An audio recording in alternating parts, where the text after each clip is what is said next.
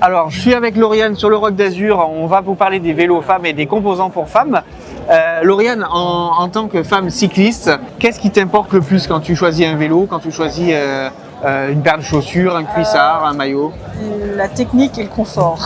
La technique et le confort. Ouais. Ça pourrait être le design et les couleurs. Moi, ce qui m'importe, c'est le confort et la technicité. On va commencer par Liv, je pense. C'est pas mal de commencer par Liv, puisque Liv se présente comme une marque pour femmes, par des femmes. Toi, qu'est-ce que tu penses de ce concept? Déjà, au niveau du besoin, je pense qu'elles connaissent le besoin des femmes. Donc là, c'est important aussi que ce soit développé parce qu'il y a des problématiques qui sont liées aux femmes qui sont inconnues des hommes. Qui sont inconnues des hommes et qui ne peuvent pas être imaginées par des hommes, en fait. Alors déjà, qu'est-ce que ça t'inspire d'être ici? Là, on est sur un design qui est complètement... qui est pas rose et violet, et qui est très sympa. C'est un peu novateur pour ce qu'on voit dans le vélo. Quand on commence à avoir des designs comme ça, mais c'est assez novateur au niveau de la peinture et tout ça. C'est assez élégant, on va dire. D'accord, donc c'est susceptible de plaire aux femmes? Moi, je pense, ouais. Et il y a un côté de tendance qu'on retrouve dans le design en ce moment aussi. Un truc qui est hyper important pour moi au niveau des selles, c'est l'ouverture en fait, qui permet de ne pas avoir de frottement au niveau de l'anatomie féminine en fait. Après on est sur des géométries qui sont très courtes, là on a quand même une bonne potence. Donc le vélo il a quand même de l'allure. On ne se retrouve pas avec une mini potence parce que souvent les femmes elles ont des bustes un peu plus hauts et les bras un peu moins longs.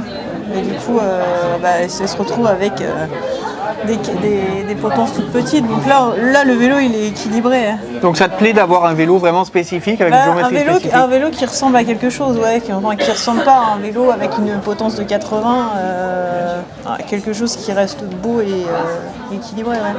Parce qu'on le voit aujourd'hui, il y a deux écoles, il y a les marques qui ont des vélos spécifiques, par exemple Canyon a des tailles de vélos spécifiques pour ses vélos, Liv, ce sont des vélos spécifiques pour les femmes, et après il y a des marques comme Specialized par exemple, qui avant avaient des vélos spécifiques dédiés aux hommes et spécifiques dédiés aux femmes, et qui maintenant ont le même vélo. Alors évidemment on descend plus bas en taille, mais on joue sur les composants, mais il n'y a pas de taille de cadre ou de lay-up spécifique pour les femmes. Après, ça dépend je pense que ça permet d'offrir des vélos à chaque demande, en fait, de répondre à chaque demande. Toi, tu te sens attiré par ça Moi, je sais pas. Après, il faut voir comment ça roule. Il faut voir aussi comment ça réagit. Il ne faut pas que ce soit plus...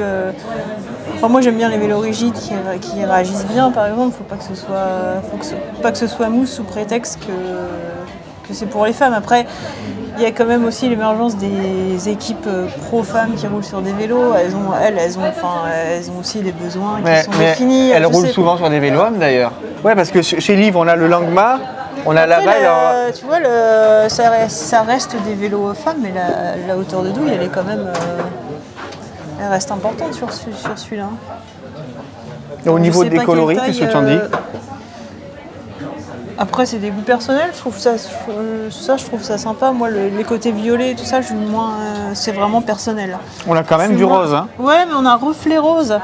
Donc c'est subtil. Tu vas dans le rayon femme, tu retrouves ces couleurs-là. On a des gammes de couleurs qui sont dans le rose, dans le jaune, on est forcément genré. Après, ce que je disais, c'est plutôt dans l'autre sens que c'est en train de s'ouvrir, où les gammes hommes ont des couleurs roses, orange. C'est vrai. Ouais. Mais dans l'autre sens, la tendance elle est quand même moins marquée, je trouve.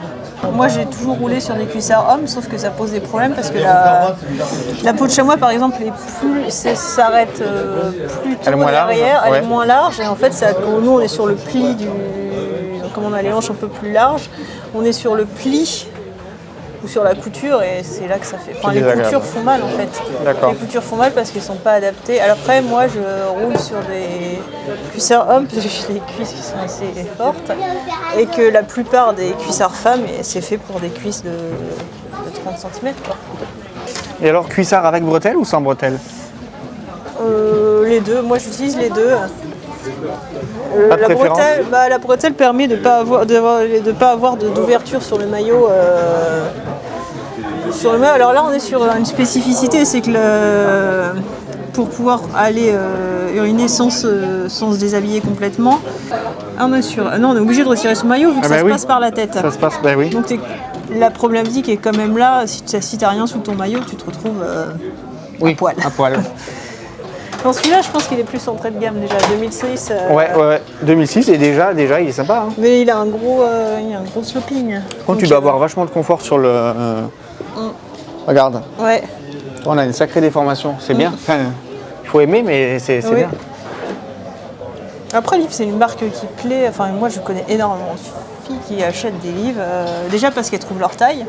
Mais finalement, c'est la seule marque. C'est la seule marque qui s'adresse directement à elle. Donc, en fait, il y a aussi cette problématique-là, c'est que quand on n'y connaît absolument rien en vélo, ce qui arrive souvent chez les femmes qui veulent s'y mettre, parce que le matos s'intéresse moins, et ben on se dirige vers cette marque-là parce qu'on sait qu'on va être conseillé et on sait qu'on a un produit qui a été pensé pour les femmes. Donc, mais regarde. Ouais, ils font des women.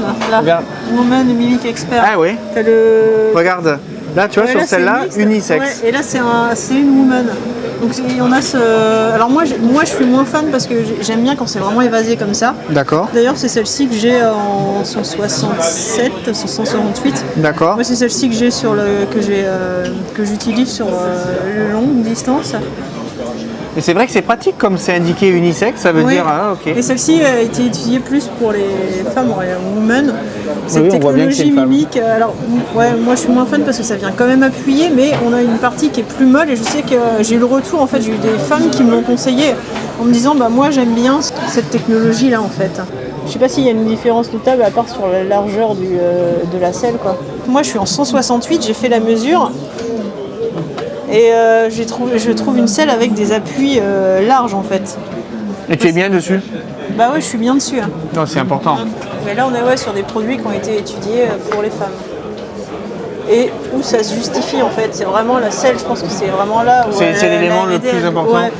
Qu'est-ce que ça t'inspire? On retrouve le modèle floral. Hein. Mais on a la même chose dans les marques outdoor. Et ça pour avoir été chez École, j'ai rencontré les femmes qui font ça. Ce sont des femmes qui font ça. Ouais. C'est les designs féminins. Et on faisait une remarque tout à l'heure très pertinente. On me disait les maillots pour femmes sont beaucoup plus sympas que les maillots pour hommes en fait. Ils sont beaucoup plus colorés, ils sont beaucoup plus attractifs. Et il y a un gars qui cherchait des maillots pour hommes pour lui un peu dans cette lignée-là. Il dit qu'il ne trouvait pas. Donc quelque part on a de la chance d'avoir des maillots un peu différents quoi. Mais moi je pense que oui, je pense que ça peut plaire. Hein. Tu vois, c'est cintré, ça c'est hyper important. Au niveau des coupes. Sinon tu as l'air d'un sac. Les poches ont tendance à remonter. Et c'est bien aussi d'avoir des gants spécifiques parce que les mains sont plus petites. Après c'est des tailles de gants. C'est souvent unisexe les gants. C'est plutôt les tailles. Après moi je sais que moi c'est un problème, c'est que j'ai des bras assez longs. D'accord. Et que les maillots sont courts, donc c'est bien d'avoir. Je sais pas ça si à ce niveau-là, mais que les dimensions soient bien étudiées. Alors sur le stand d'origine, il y a un vélo qui est sorti l'année dernière, c'est l'Axom GTR Evo Ultra. C'est une déclinaison du cadre top de gamme Axom GTR Evo avec la fourche du Grax. Lauriane, tu l'as utilisé sur le Bike-in-Ban, tu as même gagné le Bike-in-Ban avec ce vélo. Ouais. Pourquoi ce choix? Alors l'Axom GTR Evo, je l'ai utilisé sur la Corse. Sur la Corse, j'ai eu des douleurs, pas dans les cervicales, mais dans le trapèze ici, où je ne sentais plus mon trapèze à la fin de la course. Plus des picotements dans la main liés à ça. Du coup, on a voulu redresser un peu le poste de pilotage et c'était l'occasion en fait de pouvoir mettre la dynamo, en fait, la lampe de la dynamo ici. Alors moi j'ai pas mis des pneus plus gros, mais ça donnait la possibilité de mettre une section de pneus plus étroite, plus large pardon, et d'être un peu plus haute aussi au niveau de la douille, ouais. Parce que sur ton vélo c'était coupé. C'est normal. Oui. Et on pouvait pas remonter. Donc je gagnais un peu. Après on est obligé. Je dis pas qu'on est obligé de passer par là en ultra, mais en fait on peut pas avoir des positions hyper. Moi avant j'étais toujours la dernière bague la plus fine possible et la potence au ras de au ras de la douille, mais en fait en ultra, tu es obligé d'avoir une position un peu plus confortable pour te préserver tout. Sinon, tu tiens pas les 1000 km. Bah, sinon, tu tiens pas les 1000 km, ouais, il faut te préserver au niveau des cervicales. Et au niveau du comportement, tu as noté Alors, de grosses différences? C'est difficile de comparer parce que les deux parcours étaient pas du tout les mêmes en fait. Il y a une différence de confort parce que la fourche est un peu plus large, plus épaisse, enfin, je pense qu'il y a un peu plus d'amorti. Je roule sur un S et c'est une problématique sur le S. Il y a deux problématiques, il y a les sacoches ici qui ne passent pas, sinon on ne peut plus accéder à nos bidons. Donc comme la plupart des sacoches de cadre ne passent pas, il faut quand même, enfin j'ai une sacoche de selle mais on ne peut pas se permettre de mettre tout le poids sur l'arrière du vélo, il faut un peu... il faut équilibrer les masses et en plus il faut que j'ai accès à certaines choses plus rapidement que de devoir m'arrêter pour prendre ma sacoche arrière. Donc avoir quelque chose sur le guidon, c'est important d'avoir cette possibilité-là. Et le fait de relever un peu, ça m'a permis ça parce que en Corse, j'avais une sacoche que j'ai passée au moins 200 fois, j'ai tiré sur la lanière pour pas que ça frotte sur le pneu. À la fin, j'en pouvais plus. Je me suis dit à partir dans la... Et tu t'en étais pas rendu compte avant? Non, parce que non, je ne l'avais pas essayé avant. On l'avait reçu juste avant. Et en fait, avec le poids de la sacoche et les vibrations de la route, le truc se desserrait et venait frotter sur le pneu. Donc en fait, ça permet de rouler partout. Finalement, quel intérêt alors d'opter pour un Grax? C'est vraiment sur des la terrains différence, très mauvais. alors moi j'avais pris le Grax sur qui est là. J'ai roulé sur le Grax sur Euskadi parce qu'il était en monoplateau. Oui, tu m'as Et expliqué. en fait c'est vraiment par rapport à ce que j'expliquais sur mon choix par rapport au Grax, c'est que le profil, c'était par rapport au profil de la course. Ça s'y prêtait mieux en fait et on allait aussi rencontrer des routes vraiment défoncées. Et je pense que si j'avais eu le Grax 2 avant la Corse, je l'aurais pris pour la Corse parce qu'en Corse c'est pareil, le revêtement il était très granuleux et ça permet d'absorber et de moins générer de fatigue sur l'organisme. Alors après du coup on me pose souvent la question, qu'est-ce que je fais? Je veux faire l'ultra, je sais pas si je choisis entre un Grax et un Axom GTR Evo Ultra. Et moi ce que j'ai envie de répondre c'est déjà par rapport à la pratique qu'on va en faire, est-ce que si on veut faire du gravel à côté, ça permet de l'utiliser en gravel et en ultra.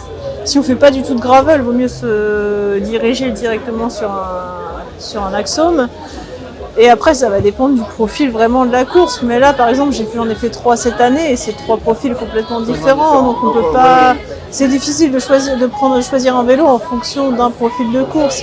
C'est plutôt sur l'utilisation et sur la volonté, par exemple, de ne pas trop consommer et d'avoir un seul vélo.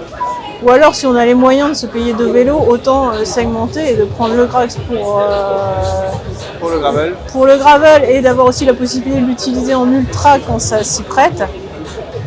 Et l'Axom, si on veut faire de l'ultra et qu'on ne veut pas faire de gravel, autant prendre un Axom et partir là-dessus, quoi.